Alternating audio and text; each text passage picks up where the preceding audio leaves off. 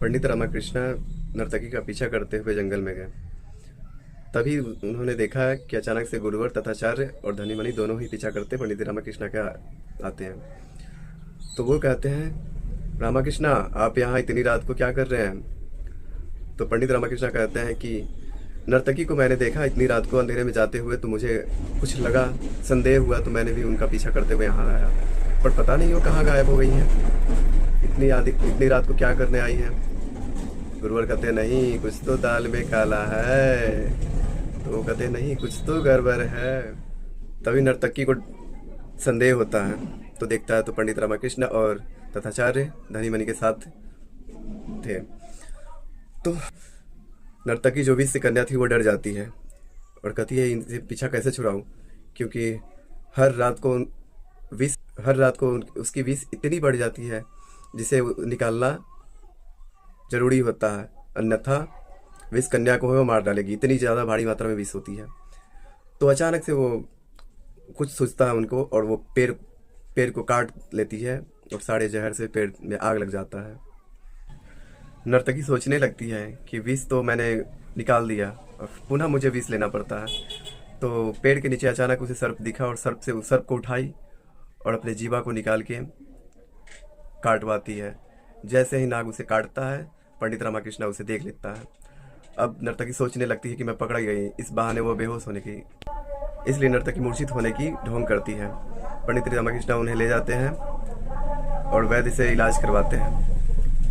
तुम पंडित रामाकृष्ण कहते हैं, कुछ तो दाल में काला है। दासी से पूछते हैं पंडित रामाकृष्ण कि क्या नर्तकी के साथ तो तुम हमेशा रहती हो, सब कुछ देखभाल करने के लिए तुम्हें मिला है, तो क्या उसमें कभी असामान्य देखने को मिला?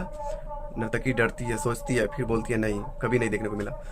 फिर पूछते हैं, क्या स्नान के लिए आज भी तुमने ही रखा है सब कुछ? तो बोली हाँ। फिर वैद्य जी आते हैं, वैद्य जी को देखते हैं तो बोलते हैं कि कमाल है, 20 काटा और इनमें कुछ जहर ही नहीं है, इन्हें कुछ प्रभाव ही नहीं पड़ा। तभी पंडित रामा सोच में पड़ जाते हैं, कहते हैं मंत्री जी को भी सर्प ने काटा पर वो मरना अवस्था में चले गए, इन्हें काटा नर्तकी को तो इनको कुछ नहीं हुआ, कुछ ना कुछ तो गड़बड़ है। तो वही रखा था वैद्य जी का कुछ दवा, उन्होंने दवा में से कुछ उठाया जिससे नर्तकी के विष कन्या होने का प्रमाण साक्ष्य हो जाए, और वो जाते हैं और स्नान में पानी में मिला देते हैं जो टब में रखा होता है। तभी नर्तकी सोचती है कि अब मुझे खुद ही होश में आना होगा, क्योंकि तथाचार्य और धनीमणि भी आ गए थे। तो विष कन्या सोचती है, जो नर्तकी थी, कि मुझे ही होश में आना होगा, नहीं तो रामाकृष्ण नहीं जाएंगे। तो होश में आती है, बोलती है, मैं कौन हूँ, मैं कहाँ थी, मैं कैसे यहाँ पहुँच गई? तो बोलते हैं कि तुम्हें सर्प ने काटा था। तो समझ जाती है कि मुझे ही जाना होगा। तो वो बोलती है, मैं जा रही हूँ आराम करने, आप लोग जाइए। बाकी सब चले जाते हैं। फिर अचानक से पंडित रामाकृष्ण को याद आता है कि मोहर पे ही सबका राज छुपा हुआ है, जो पत्र था जिससे मोहर लगने के लिए बात हुई, तो महामंत्री को सर्प ने काटा, वो पत्र में ही सब राज छुपा है। तो वो जाते हैं घर ढूंढने के लिए, तो सरदा और अम्मा होती हैं। तो सरदा और अम्मा ने पत्र को खो दिया था, कहीं गुम हो गया था, उनसे मिल नहीं रहा था। तो आते हैं पंडित रामाकृष्ण, पूछते हैं क्या हुआ, सब बिखेर के क्यों रखी हो घर का सामान? तो वो लोग डर जाते हैं कि पंडित रामाकृष्ण को पता चल जाएगा कि पत्र खो गया है, तो उनका रक्तचाप बढ़ जाएगा। तभी बच्चा लोग आते हैं। तभी अम्मा बहाना करने लगती है कि आए हो इतना दूर से तो थके हारे, आराम करो, विश्राम करो, फिर पूछो, खाओ पियो। तब आती है बच्चे लोग, तो बोलते हैं, पत्र तो खो गया।